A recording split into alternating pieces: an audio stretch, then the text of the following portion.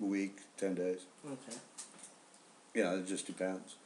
It all depends if they had a big operation going on or not.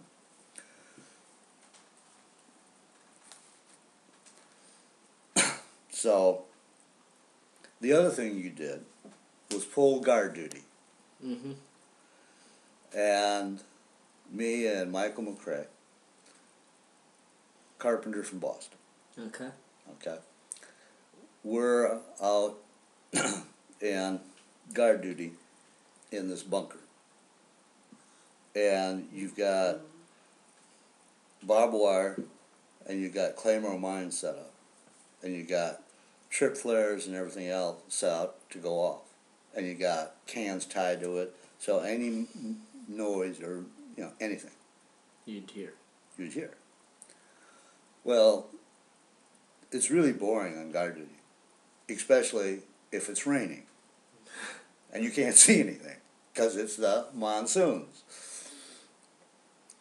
All of a sudden, Mac hears something, and he's about ready to light it up. Just because? Just because he heard something in the wire. It's a lieutenant checking the security outside the wire. And he didn't think to tell you guys first, did he? No, he was checking up on us. You should have let him off. Well, yes and no. I mean, what would have happened if you did? Friendly fire. Mm. But I persuaded Mac not to. How could you tell it was a lieutenant if you couldn't see anything? Instead of lighting him up, I lit up a hand flare. Oh, okay. And then this dumbass like a deer in the headlights. Well, if there had been any VC behind him, he'd be dead. And then we would have given away our position, you know, the whole thing. And the guy was just a whack job. I see. Alright, so that's guard duty. Well, part of my part-time job Yeah? is I was a supply sergeant.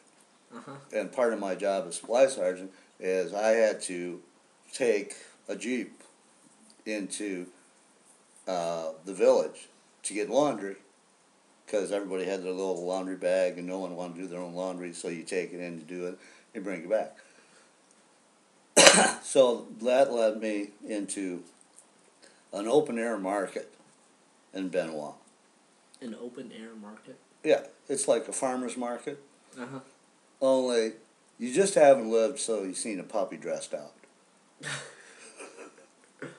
Okay. Just all these little puppies in a row. Very strange stuff. And, of course, with that comes, you run across, you know, strange things as you're driving around. Yeah. Well, you had to get your hair cut, like, probably once every 3 weeks. So you go to the PX, right, which is a post, or it's like a convenience store, for lack of a better term. Only there you could also Get a haircut. right. It's PX.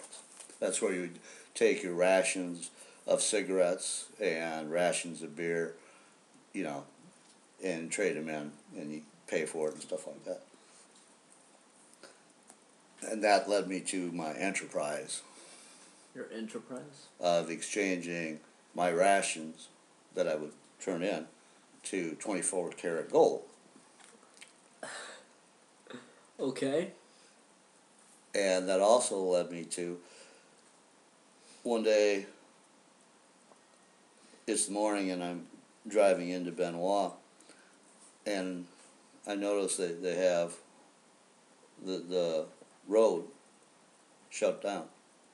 Mm-hmm. And they were black silk pajamas. Okay. All right? That's what they were. All right. Okay? Why? I don't know. Instead Probably of because it's suits? cheap. Instead of suits, or what? Just... It's just cheap. So, it wasn't every day, the guy that cut my hair was a VC, and I didn't know. Really? And he was shot, and he was like turned in such a way it was just unnatural. Yeah. So you knew he was dead. Uh-huh.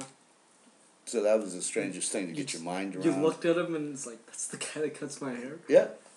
Did he know you were a soldier or what? Well, yeah. He worked at the PX. That's just weird. No, that was a big problem in Vietnam. It's the same problem they're having now in Afghanistan and Pakistan. You don't know who the enemy is. All right. So, yeah, to cut your hair was a VC. I'm gonna have to remember that. They had no American barbers. They had Vietnamese. Military barbers over No. If they did, they hired the Vietnamese to do their job. Which happens a lot over there. Okay, so trying to think what next. Just what pops in memory next in chronological order. Well, there's always people that are coming and going, and when you go through like training with somebody or your first assignment, you get to know them. And the reason is no one really wants to get to know you. Uh-huh. They call it FNG. FNG. Fucking new guy. And they don't want to get to know you, right? Because if you get killed, then they... Yeah, okay. Right? So, you had that a lot. But my second to last, or my third to last, mission that I pulled out of Benoit was I got choppered in,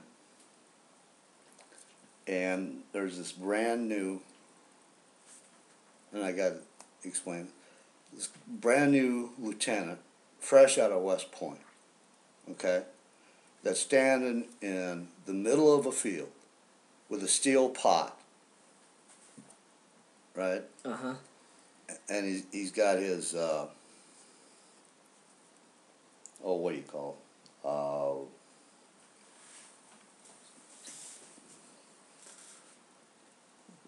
Always points north. Compass? He's got his compass up. Well, a compass is offset by a steel pot, a lot. And he's looking at his map, and this one guy looks at me and says, "You gonna tell him?" No, I ain't gonna tell him. He's just standing there being a target. Well, he's got a steel pot. No one's going to shoot the guy with the steel pot. But he was just, struck out of West Point. So I have to go up and report to him. That must have been an experience. Right. So I didn't go up to him, I called him over. Because I didn't want to get shot. So he explains to me that we got to go from here to here. Mm-hmm. Well, there's one little problem. There's a hill in between. And I just came off that hill about 3 days earlier. It's Booby Trap City. Okay. So I explained to him, I can get you from point A to point B, but I ain't going over the hill. Okay.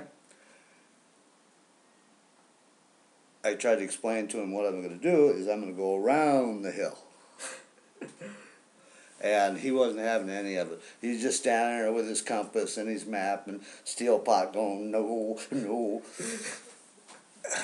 So he finally locks and loads his .45 and aims it at my dog. Mm-hmm. So I just returned the favor with an M16. Only I wasn't aiming at the dog, I was aiming at him. Okay.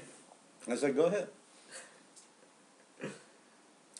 And, after, he finally backed down. So I took off, and the company followed me around the hill.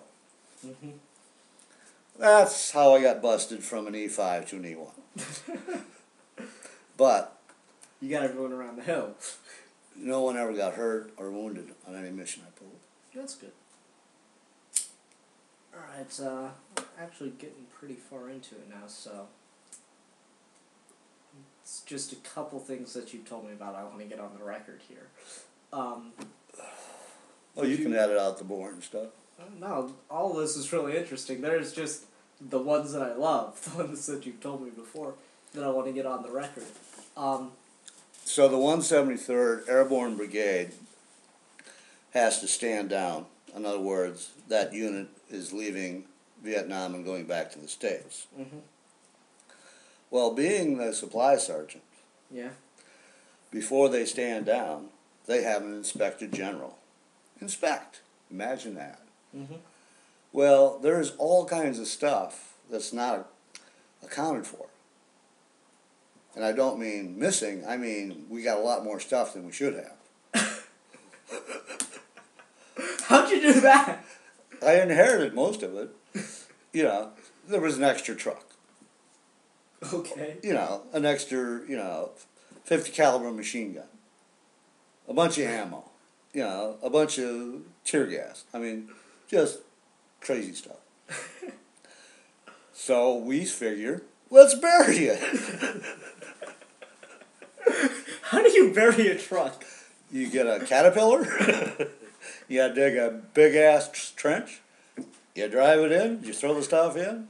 Put the tear gas agent on it. Bury it. Okay. Plow it up, back up.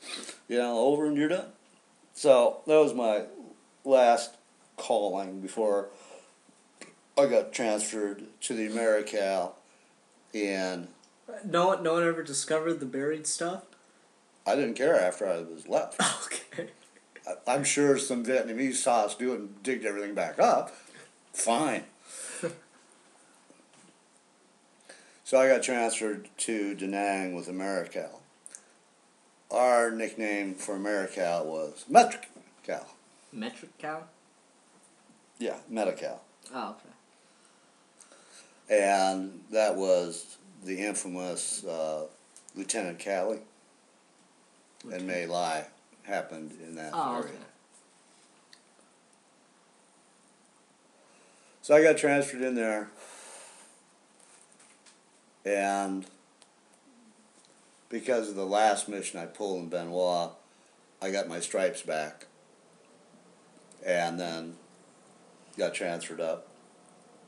The entire time that I'm bouncing around, okay, I'm not getting a letter or a paycheck. Wow. That, they just, it didn't happen. So anyway, I'm in Da Nang, and it's, same gig, different day. And again, I'm assigned to the supply sergeant job. And we had a NCO club, which was non-commissioned officer. But you didn't have to be a non-commissioned officer to be in our club. You just couldn't be an officer. Okay. So it was a place where you played ping pong, drank beer, and played cards. Mm-hmm. Okay. It was nice. One problem. What? Didn't have any ice. Why do you need ice? Keep the beer cold. Okay. So, how did you get ice then? Because I assume that's what you wanted to do. We went to the Navy and decided to steal an ice machine. Okay. And then Michael McRae also transferred with me to Da Nang. So, how do you steal an ice machine? I don't know, how big is an ice machine? It's like 4 of those double-wide refrigerators. How do you steal an ice machine? With a helicopter. Where'd you get a helicopter? We stole it. Who'd you steal a helicopter from? The Navy. Did they ever find out?